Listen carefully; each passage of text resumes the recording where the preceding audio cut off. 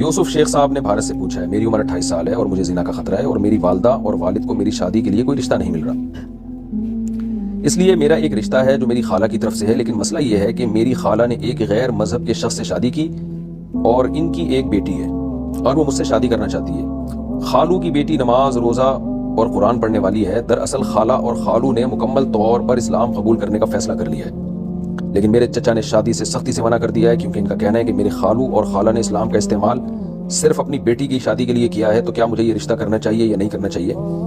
دیکھیں، آپ کی خالہ نے غیر مذہب کے شخص سے جب شادی کی ہے تو وہ شادی ہوئی نہیں ہے شرعی طور پر، یعنی غیر مسلم سے اگر شادی کی ہے تو مسلم عورت کا غیر مسلم سے نکاح نہیں ہوتا۔ بہرحال اب بچی کا جہاں تک، ان کی بیٹی کا جہاں تک تعلق ہے، تو اب ان کے والدین کی شادی ہوئی ہو یا نہ ہوئی ہو تو ان کی بیٹی سے بہرحال شادی کرنا شرعی طور پہ جائز ہے، خاص طور پہ جب کہ وہ دیندار بھی ہو تو جائز ہے اس۔ اب یہ آپ کا مسئلہ ہے کہ آپ اس سے کرنا چاہتے ہیں کہ نہیں کرنا چاہتے، کہ ان کے ماں باپ کا نکاح ہی شرعی طور پہ ٹھیک نہیں تھا،